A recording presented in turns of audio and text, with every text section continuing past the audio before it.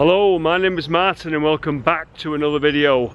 I'm in Manchester General Cemetery. It's a very old cemetery and these are stories from beyond the grave.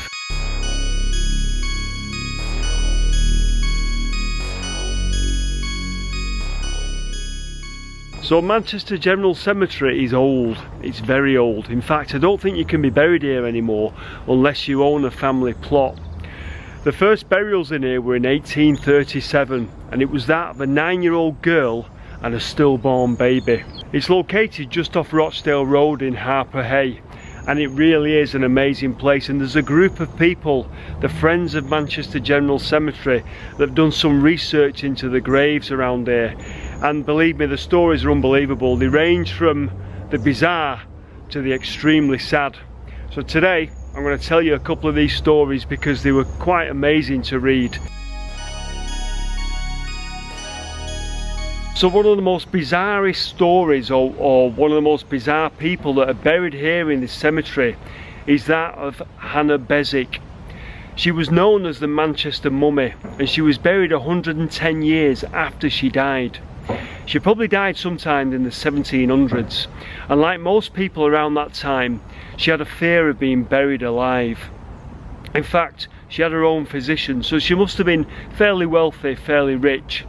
And she spoke to her physician, a Dr. White, who was one of the founding doctors of Manchester Infirmary that was later built in Piccadilly Gardens. Anyway, before her death, she spoke to Dr. White and she said to him, after I've died, I want you to check on my body and observe it for signs of life, and don't bury me until you're definitely sure that I'm dead. So sure enough, eventually Hannah Beswick died and Dr. White fulfilled his promise. What he did was he embalmed her body, and for a while he kept checking on it and observing it for signs of life, and guess what? There were no signs of life.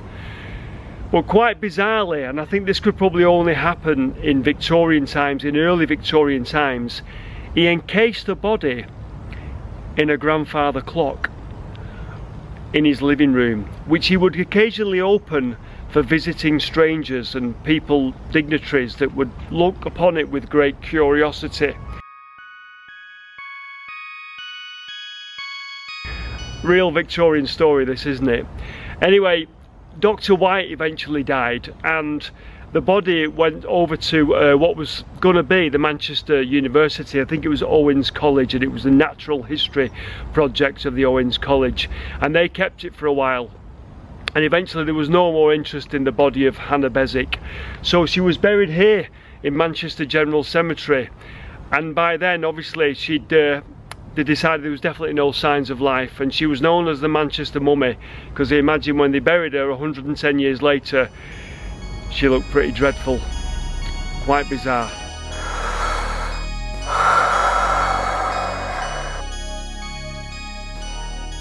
Another story about this graveyard, and one that was quite heartwarming I found, was that of a lady called Nancy Cunningham, otherwise known as Dickie Bird. Her father was a steeplejack, and she was known, or she gained a reputation when she was a young girl, for taking her father's dinner out to him wherever he was working and scaling mill chimneys just to deliver his dinner to him. But later she had quite a good singing voice, and she could whistle very well as well apparently, which I think at the time was probably quite popular, and she became known as Dickie Bird. However, she developed an alcohol problem and unfortunately became the scourge of Rochdale Road, and she racked up an impressive 173 convictions for being drunk and disorderly. However, in 1912 she finally saw the light and she was saved by the tambourine, because she joined the Salvation Army, gave up drink and went out crusading with the Salvation Army. But really she didn't quite give up the drink, because she spent the last 20 years of her life struggling between the bottle and the tambourine. When she died in 1931, the gates to this place had to be closed because so many people attended the funeral of Nancy Cunningham, aka Dickie Bird, the famous whistler and singer.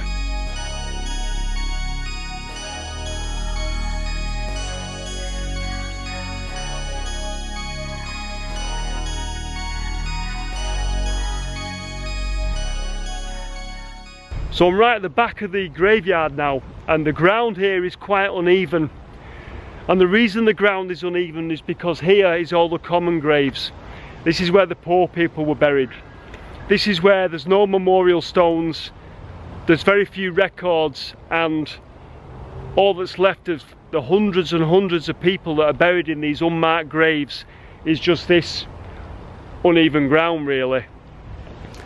You can see here as I walk, you can't see it, but the ground is really uneven, and these were just open graves, and they'd leave them open for a while and then eventually they'd fill it with about 40 bodies, cover it over, and then dig the next grave next to it. So this is where the unmarked ones lie, the people that couldn't afford gravestones. So who knows what stories are underneath here of all the poor people, all the people that lived in Ancoats, Miles Platting, the scuttlers, the gangs that used to fight. All those people with all those stories are probably lay under here, a generation underground whose stories cannot be told. All we can tell really is of the stories of the people of the notable deaths, and the people that were probably fairly wealthy that had their funerals written down and logged. So we go from the quite heartwarming and the quite bizarre to the extremely sad.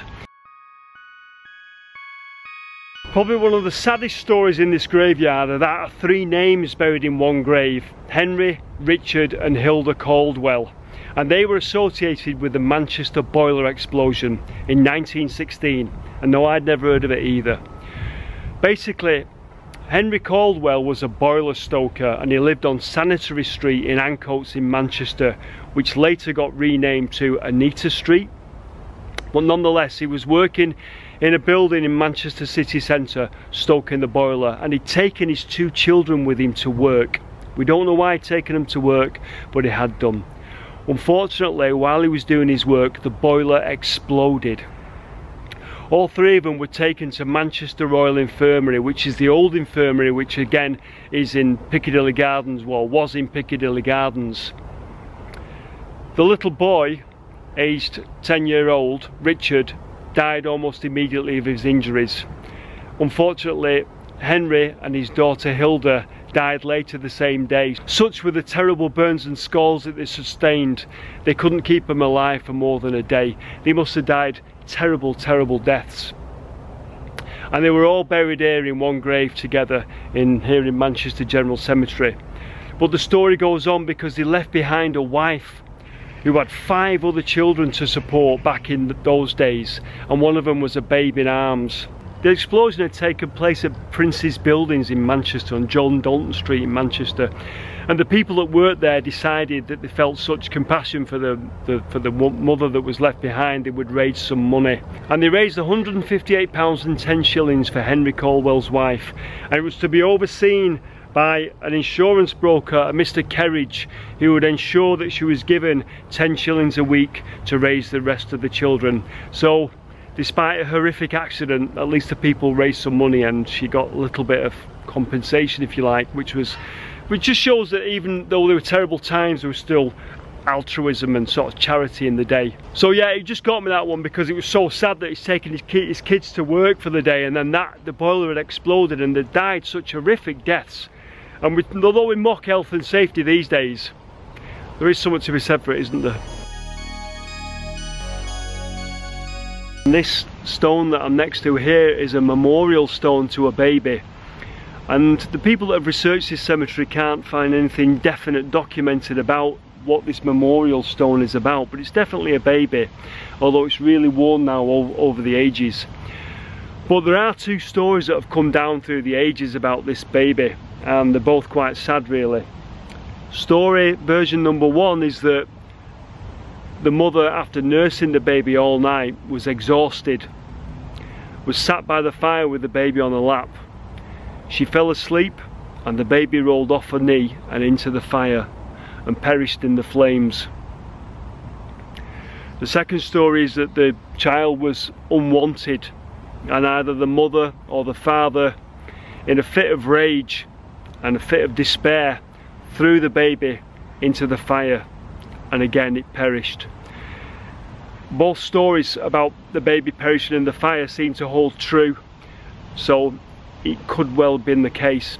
Either way, it's a really sad memorial to a baby. And if you like, there's so many children buried in this graveyard, so many children that buried at a young age, as was the case back in the day, that this memorial stone to a baby really is probably a memorial stone to all the children that lie here from Victorian times that were born, and because of lack of medical care and because of the terrible times they were born in, never stood a chance.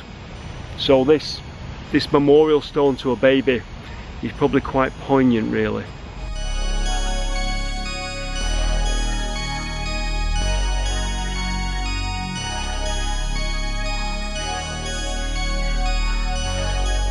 It's also quite touching on the babies' graves, or where there's a baby buried. They'll say like age 1 year 3 months, age 2 years and 5 months, age 1 year 1 month, as if kind of like they cling to each and every month that that baby lived on. They don't want to let it go at one year. They have to sort of say 1 year 3 months, and it's understandable because, you know, life was so short and fleeting, and you had a baby and you just didn't know if it was going to survive beyond being a baby. Such were the times really. But it's quite a fascinating place, and if you get yourself down here to Manchester General Cemetery on Rochdale Road and have a read of the gravestones, it's really quite interesting, to be honest with you. So hope you like the video, Tales from Beyond the Grave. I found it really interesting, and I shall see you in the next video. Take care.